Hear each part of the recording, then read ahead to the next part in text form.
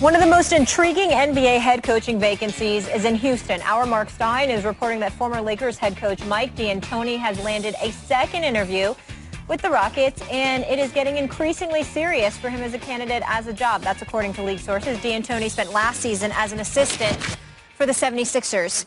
Stephen Anthony, what do you make of this move? I don't like it, but I want to be fair because, you know, listen, I certainly wasn't enamored with the job that Mike D'Antoni was doing in New York, but at the same time, I don't want to vilify the man. I think he knows a thing or two about basketball.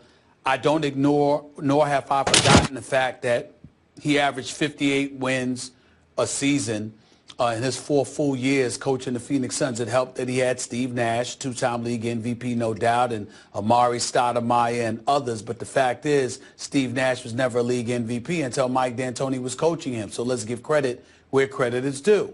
So we understand that the man pushed the tempo, sort of helped to revolutionize the game of basketball into the modern era where you're seeing guys jacking up shots and playing an up-tempo system that's considerably more entertaining to most basketball fans than the old school form of basketball was.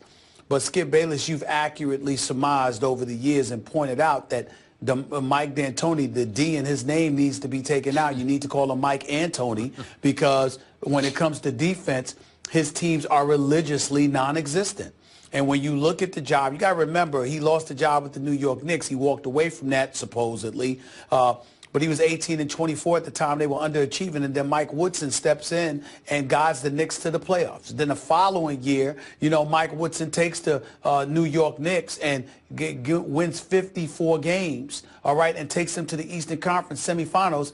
This man can't get a look at a job. But somehow, some way, Mike D'Antoni, suspect job in New York, highly questionable job in L.A., I might add, going 40 and 32 when he picked them up in 10 games into the season after Jim Buss fired Mike Brown after 5 and used Bernie Bickerstaff for 5 games during the interim. Mike D'Antoni takes over. He goes 40 and 32 when anybody who knows basketball would have told you that Bernie Bickerstaff could have done a better job with the Lakers than Mike D'Antoni did. Then you come the next season and you go 27 and 55 coaching the Los Angeles Lakers before you're booted out of there. And primarily because you don't coach defense. Remember the quote, Skip, when he says, of course we focused on defense. We practiced on it for a half hour. That's what he said. Okay? This is the kind of stuff that he said. And so when you look at it from that standpoint and then you look at the Houston Rockets, this is a team that was ranked 25th last year defensively, that was dead last in points forfeited last year. And Daryl Morey is on record saying that, you know, we need to, you know, up the ante defensively. And Mike D'Antoni is who you're looking at? Really? It doesn't make sense to me. And I know you got guys like Jeff Bzdelik, who's a former coach in Denver, who's an assistant coach that they would try to get to go to his coaching staff. It just amazes me how some of these coaches get concessions made for them. You know, if you could do it all, that would be one thing. And you just hired your staff. But they're talking about hiring Mike D'Antoni, but also, you know, compiling the appropriate staff for him. What did this man do to get these concessions made for him, other than what he did in Phoenix? That was prior to 2008. We are now in 2016. Coaches that won a couple of years ago can't get a job. This man hasn't really won for 8 years. And you got people giving him second and third interviews and making all of these concessions. I'm just saying, for what? Now, I'm sure that he could be in the right spot and he could do a decent job. I'm not trying to say Mike D'Antoni can't coach. But my last point is this, Skip.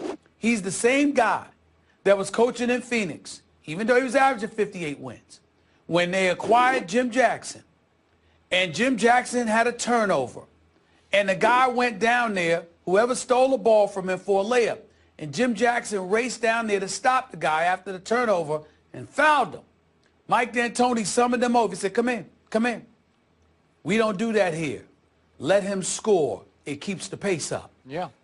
That's what he said. I got it. So, I mean, I just don't understand. I just don't understand. Okay, help me with one key question.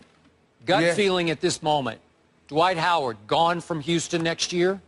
Gone. Gone. Okay. that helps clear the air and the decks because, remember, D'Antoni coached Dwight that 1 year in L.A., 2012, 2013, and reportedly Dwight didn't want him. Not a fan. Yeah. Dwight didn't want him. Dwight wanted Phil Jackson. Yeah. And when Jim Buss decided to bring in Mike D'Antoni like a thief in the night after telling Phil Jackson to wait, we'll contact you. We need an answer by Monday, but then gives D'Antoni the job on a Sunday. Dwight knew he was out the door at that moment. Okay. So now back to the question.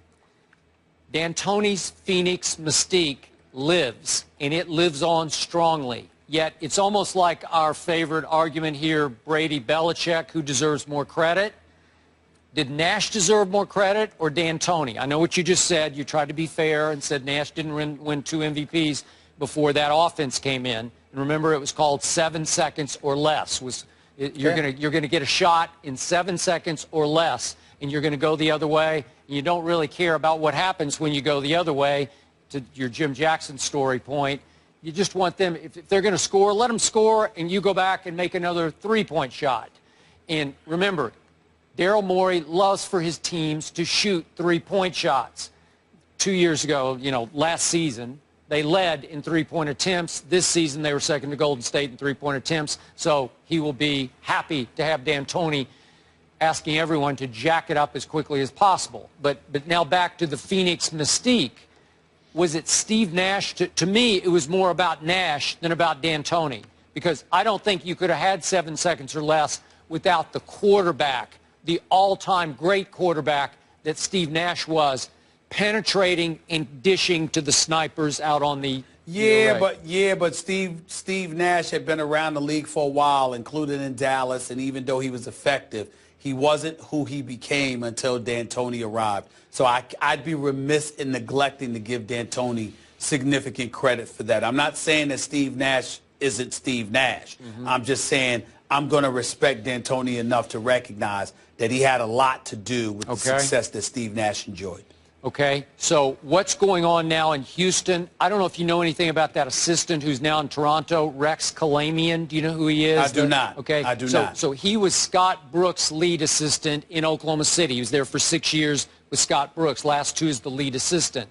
Reportedly, Daryl Morey is looking to bring him in with D'Antoni as the sort of associate head coach, maybe the defensive coordinator. But Kalamian was reportedly, and I don't know anything about this, he was reportedly close to James Harden and close to Kevin Durant, or got along well with both of them. So my question is, why not just give him the job? I agree with you. I thank you. But there's some mystique about D'Antoni's offensive genius that Daryl Morey, being the analytical wizard that he is drawn to. I think that he wants to be able to work with D'Antoni because they are like-minded in the way they view basketball as a numbers game more than an eye test game. My response would be this: Daryl Morey needs to be very, very careful, because our eyes need to be on Daryl Morey. He was the guy that fired Kevin McHale 11 games into the season. He was the guy that Dwight Howard reportedly stated, you know what, I was told by him, you're not getting the ball more. You're not going to be